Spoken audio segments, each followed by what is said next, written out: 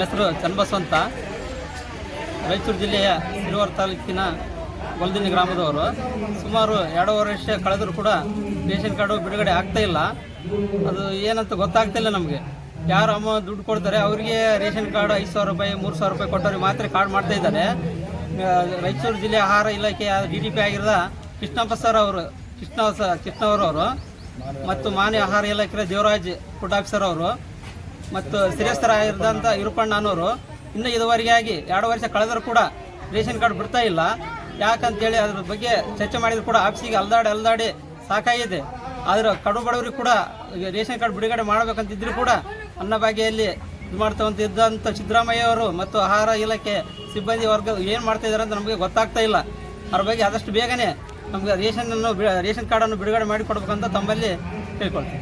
ಮತ್ತೆ ಬಡವರು ಎಲ್ಲಿಗೆ ಹೋಗ್ಬೇಕು ಸರ್? ನಮ್ಮ ಮಾನಿ ತಾಲೂಕು ಬುಡ್ ಆಫೀಸ್ ಏನಿದೆ ಅಂತಂದರೆ ಕಳ್ಳ ಸತ್ಯ ವ್ಯಾಪಾರ ಆಗಿದ್ದಂಗೆ ಆಗಿದೆ ಸರ್. ನಮ್ಮ ಆಫೀಸ್ ನಮ್ಮ ತಾಲೂಕಲ್ಲಿ ಕಡು ಬಡವರು ಏನು ಕೇರ್ ಆಗ್ತಾ ಇಲ್ಲ ಸರ್. ಅದೇ 100 ಎಕರೆ 20 ಎಕರೆ ಹೊಲ ಯಾರಿಗಿದೆ ಅಂಥವ್ರಿಗೆ ಈ ದಿನದಲ್ಲಿ ರೇಷನ್ ಕಾರ್ಡ್ ಇದೆ. ಆದರೆ ಕಡು ಬಡವರು ಇದ್ದಂಥವ್ರಿಗೆ ಗುಟ್ಲೆಯಲ್ಲಿ ಇದ್ದಂಥವ್ರಿಗೆ ರೇಷನ್ ಕಾರ್ಡ್ ಇಲ್ಲ.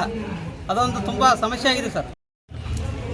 ನಾನು ತಿಮ್ಮಣ್ಣ ಗೋವಿ ಹಿರೇಪೆಟ್ನಿಕಲ್, ಮಾನ್ವಿ ತಾಲೂಕು, ಜಿಲ್ಲಾ ರಾಯಚೂರು. DC ಸಾಹೇಬರೇ ಮತ್ತು ತಹಸೀಲ್ದಾರ್ ಸಾಹೇಬರೇ, ಸರ್ವ ಕುಂದು ಕೊರತೆಗಳಿಗೆ ಆಧಾರ ಪುರುಷರಾಗಿರುವ ತಾವು ಕಾನೂನು ಅತಿಯಾಗಿ ದುರ್ಬಳಕೆಯಾಗುತ್ತಿದ್ದರೂ ತಾವೇನು ಮಾಡ್ತಾರೋ ನಮಗೂ ತಿಳಿಯೋದು. ಇಷ್ಟು ದುರ್ಬಳಕೆ ಆದರೂ ಕೂಡ ನಿಮ್ಗೇನು ಒಂದು ದಿವಸನ ಅದ್ರ ಬಗ್ಗೆ ಗಮನ ಇಲ್ಲನ್ರಿ ಸಾಹೇಬ್ರೆ. ಅತಿ ದುರ್ಬಳಕೆ, ಯಾವ ಇಲಾಖೆಯಲ್ಲಿ ಕೇಳಿದ್ರು ಕೂಡ ಅತಿ ದುರ್ಬಳಕೆ. ಇದನ್ನ ಹೆಂಗ್ ಸಹಿಸ್ಬೇಕು ಜನರು? ಕಾನೂನು ನಂಬೋದು ತಿರುಕನ ಮೈ ಮೇಲಿರೋ ಬಟ್ಟೆ ಗತಿಯಾಗಿ ಹೊಂದಿದೆ, ಚಿತ್ರ ಆಗಿ ಹೋಗಿದೆ. ಕೇಳೋರಿಲ್ಲ. ಇಲ್ಲಿ ರೇಷನ್ ಕಾರ್ಡ್ ಸಲುವಾಗಿ ಜನ ಗುಂಪಾಗಿ ಬಂದು ಅಲ್ಲಿ ಕೇಳಿದರೆ ಹೇಳೋರಿಗೆ ಪುರುಸತ್ತಿಗೆಲ್ಲ ಅವ್ರು ಏನಂತಾರ 1 ವರ್ಷ 2 ವರ್ಷ ಮೇಲ್ಪಟ್ಟ ಆಗಬೇಕಂತ. ಅಲ್ಲಿ 10 ಎಕರೆ 100 ಕಾಟ ನೆಲ್ಲು ಬೆಳೆಯವ್ರಿಗೆ ಸಲೀಸಾಗಿ ಅಕ್ಕಿ ಕಾರ್ಡ್ ಇದಾವ. ಮತ್ತು ಪೇಪರ್ನಲ್ಲಿ ದಿನನಿತ್ಯ ನೋಡ್ತೀವ್ರಿ 10 kg ಅಂತ, 200 ಯೂನಿಟ್ ಕರೆಂಟ್ ಫ್ರೀ ಅಂತ, 2,000 ರೂಪಾಯಿ ಮಹಿಳಾ ಸ್ತ್ರೀಗೆ 2,000 ರೂಪಾಯಿ ಫ್ರೀ ಕೊಡ್ತಾರಂತೆ. ಯಾರಿಗೆ ಕೊಡ್ತಾರೇನು? ತಿರ್ಕೊಂಡು ತಿಂಬೋರಿಗಂತೂ ಏನೆಲ್ಲ ಇದ್ದವ್ರಿಗೆ ಐತೆ. ಕೆಲವು ತಾವು ನೋಡ್ತಿರ್ಬೋದು, ಆಟೋದಲ್ಲಿ ಎಷ್ಟು ಜನ 10 ಕಿಲೋಮೀಟರು 30 30-40 ಕಿಲೋಮೀಟರ್ ತನಕ ಕೆಲಸ ಮಾಡಿ ಅವ್ರ ಮನೆಗೆ 8-9 ಗಂಟೆಗೆ ಅಡಿಗೆ ಮಾಡ್ಕೊಂಬ ಕೈಲಾಗಲಾರ್ದು ಉಪವಾಸ ಬಿದ್ದಾರ. ಇದು ನಿಮ್ಮ ಕಣ್ಣಿಗೆ ಕಾಣಂಗಿಲ್ಲ. ಇದಕ್ಕೆ ಕಾನೂನು ಬೇಕಾಗಿಲ್ಲ. ಕಾನೂನು ಎದಕ್ಕೆ ಬೇಕು?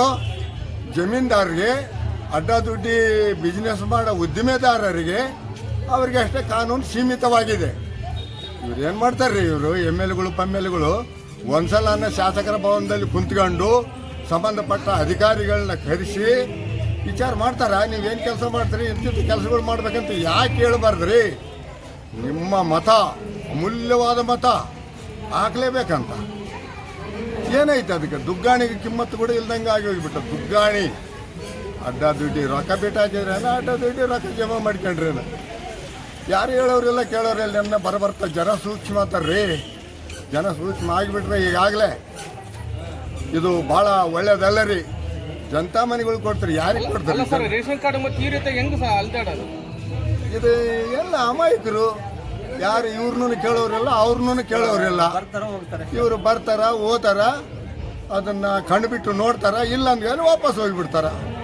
ಹೆಚ್ಚಿಗೆ ಮಾತಾಡಿದ್ರೆ ಮತ್ತೆ ಇವ್ರ ಪರಿಸ್ಥಿತಿ ಬೇರೆ ಮಾಡ್ತಾರೆ. ಇವರು ಅಧಿಕಾರಿಗಳು ಏನ್ ಮಾಡ್ತಾರೆ ಸರ್? ಇದೆಲ್ಲ ಅವರು ಗತ್ತಾಗಿ ಮಾತಾಡ್ಕೊಡ್ಸಂಗಿಲ್ರಿ, ಜಾಸ್ತಿ ಮಾತಾಡ್ಕೊಡ್ಸಂಗಿಲ್ಲ. ಇನ್ನ ಬಂದಿಲ್ಲಪ್ಪ ನಿಮ್ದು, ಬೆಂಗಳೂರ್ಲಿದ್ದ ಬರ್ಬೇಕಂತ.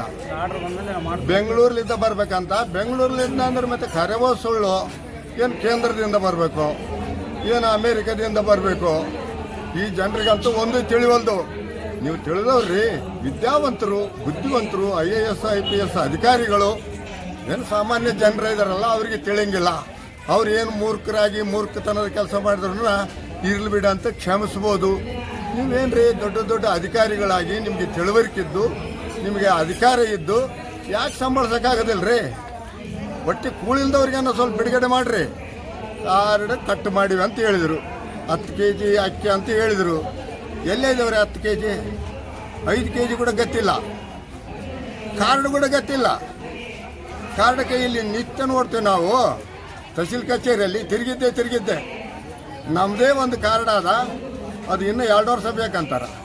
ಅಲ್ಲಿ ಬಂದರೆ ಕೊಡ್ತು ನಾವು, ಇಲ್ಲಿ ಇಲ್ಲ ಅಂತಾರ. ಇಷ್ಟು ನಿರ್ಲಕ್ಷ್ಯನ? ಇದು ಒಳ್ಳೇದಲ್ಲ ರೀ, ಇದು ಒಳ್ಳೇದಲ್ಲ. ನಿಮಗೆ ಶ್ರಾಪ ತಗಲ್ತದ. ಜನ ಒಂದಿಲ್ಲ ಒಂದು ದಿವಸ ದಂಗೆ ಹೇಳ್ತಾರ, ಹೋರಾಟ ಮಾಡ್ತಾರ. ಆಮೇಲೆ ವೇದಿಕೆ ಮೇಲೆ ಕರೆದು ಏನಿದು ಕಾನೂನು ಯಾಕೆ ಇಟ್ಟಿರಿ ಇದನ್ನಂತೂ ಕೇಳ್ತಾರ. ನಿಮಗೆ ಎಲ್ಲ ವಿಚಾರ ಮಾಡ್ತಾರೆ. ವಿಚಾರ ಮಾಡಿದಾಗ ಏನು ಉತ್ತರ ಕೊಡ್ತಾರೆ ನಿಮಗೆ ಗುರ್ತದೋ. ನೀವು ಉತ್ತರ ಹೇಳಕ್ಕೆ ರೆಡಿ ಆಗಿರ್ರಿ. ವೇದಿಕೆ ಮೇಲೆ ಕರೆಸಿ ನಿಮ್ಮನ್ನು ಉತ್ತರ ಕೇಳ್ತದೆ ಇಲ್ಲಿ ಸಂಬಂಧಪಟ್ಟ ಅಧಿಕಾರಿಗಳನ್ನ.